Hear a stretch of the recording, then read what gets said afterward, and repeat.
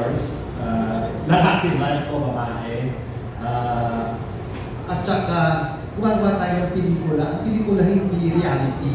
Ang pelikula, you're approximating reality. It's make-believe. You are trying to make people believe na may nangyayari. Pero hindi naman niya kailangan mangyari.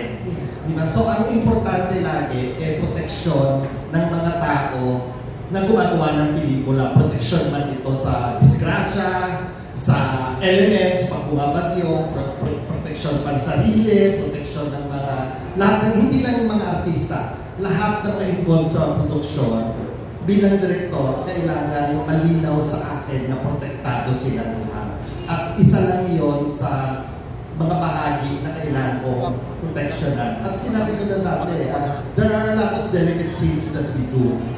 At pag nag-direct ako ng delicate scenes, ako maarte muna ako at saka yung staff ko.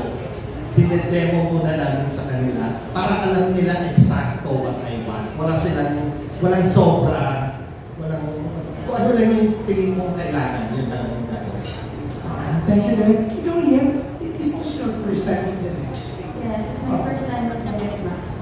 So, nag-usap kayo, may mga in-advise mo sa'yo, may sinabi ba siya sa'yo kung anong klaseng director siya?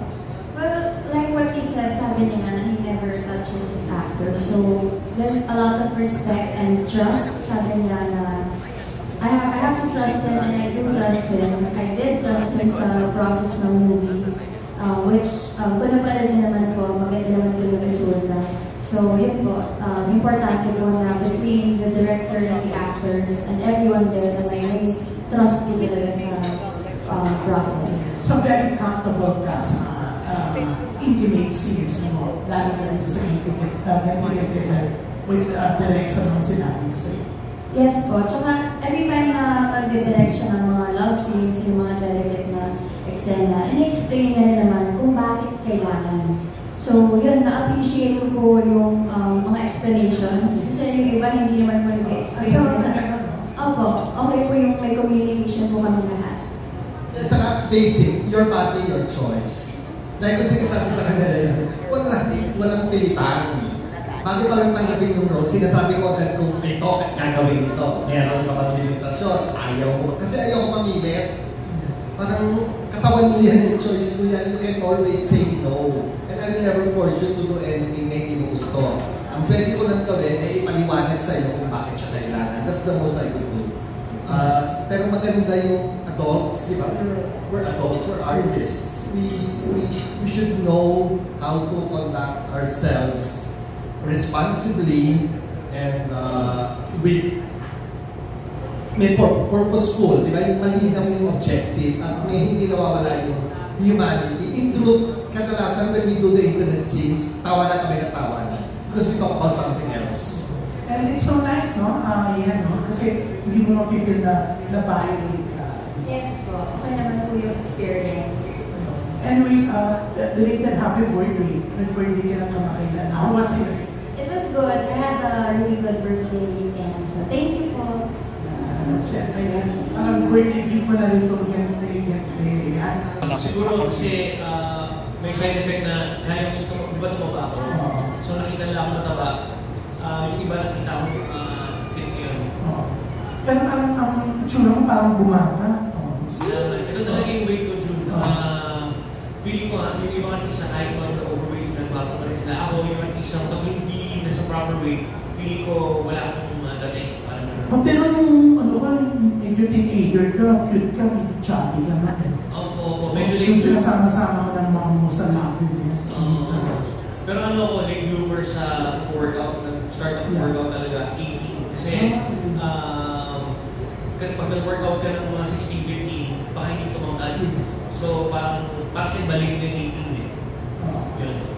Pero parang alam mo din sa itsura mo na yan. Ano rin po, salamat din sa XB, sa Yuki, sa Shelo. Yun po. Ang guwapong pala, parang, ano mo yun? Magaling yung mga director ko na smart ako. Mark, smart ako pag ako tuloy ko. Pero, how's working with Direct Mac? I'm sure you know any projects ka na with him before. Opo.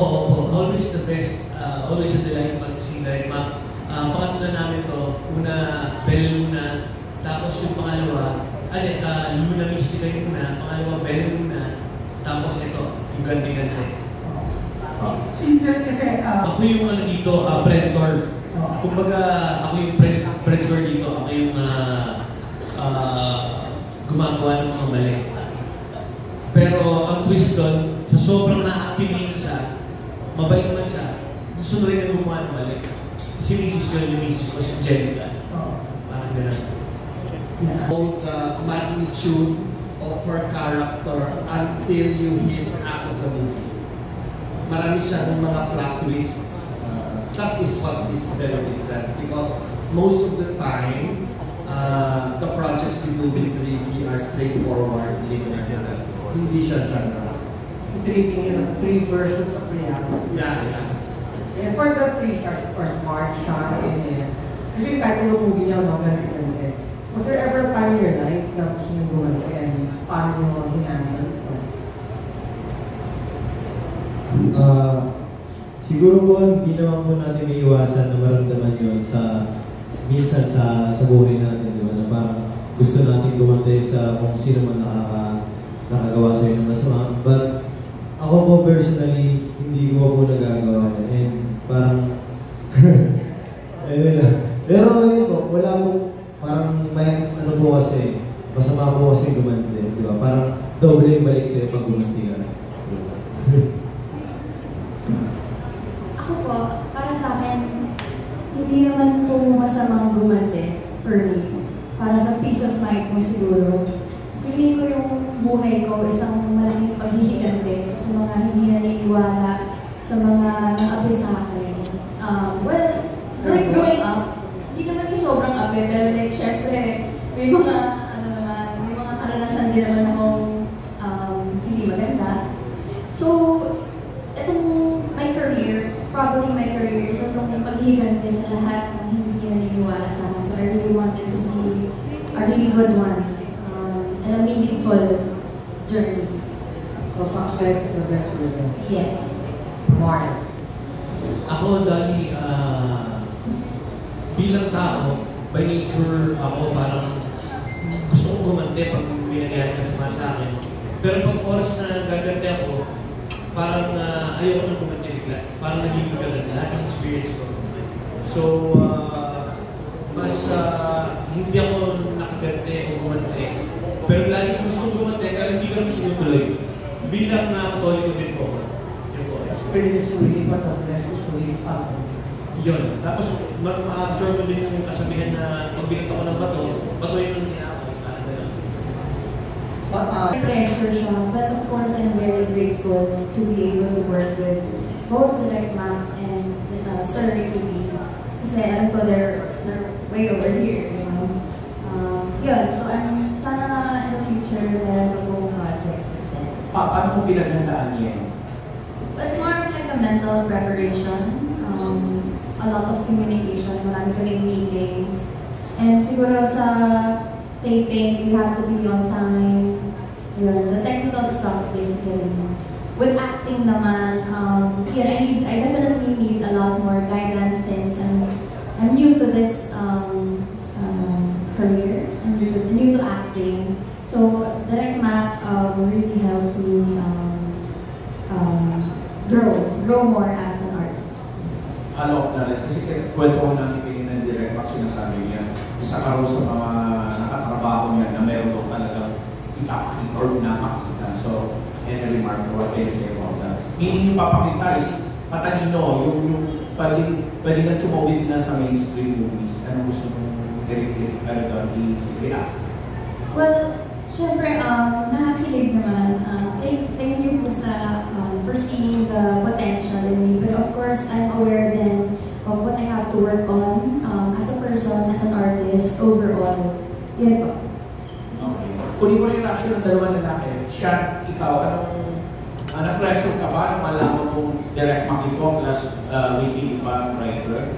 Opo, may pressure po naramdaman. And before po kasi dapat mag-project namin ni Direct Mac. So sobrang na-excite ako nung nalaman ko kung matutuloy na ako sa project namin. And sobrang grateful ko rin po na nakatrabaho ko sa Direk. Kasi sobrang gaan lang niya katrabaho. Lahat po ituturo niya sa'yo, even sa mga positions. So, ayun po, sobrang nakakatuwang makatrabaho sa Direk, ma'am. Paano siya naging iba dun sa mga nakatrabaho mo director like Joel Ramadan? Si Direk Mac po kasi, maganda naman katrabaho si Direk Joel kasi doon po ako galing. But, yung ano po kasi, si Direk Joel, parang pagdating po sa set, seryoso siya, hindi mo siya biro. Pero pag si Direk Mac po kasi, kalug lang lahat, happy lang, kantahan, asaran, and yun, isang magandang factor din po yun kapag nasa trabaho ka, yung magaan yung pakiramdam mo sa set para nagagawa mo na maayos yung trabaho mo. Ayun po si Direk Mac, yung na-feel ko sa kanya. Pangalawa namin ni Sir Ricky to, third namin ni Direk Mac. Yung una namin ni Direk Ricky sa pinakamalap sa pelikula. Tapos tapos itong pangatlo namin. So, approach ko dito, nung nabagit sa akin yung project, parang regalo. Hindi ko nahansin nila, mas alam ko galing iba, alam ko Direk Mac, Sir Ricky. Alam ko sigurado, excited, hinintay ko yung surpresa ano yung magiging role ko eh. Basta wala ako pero dahil alam ko Mac at si Sir Ricky,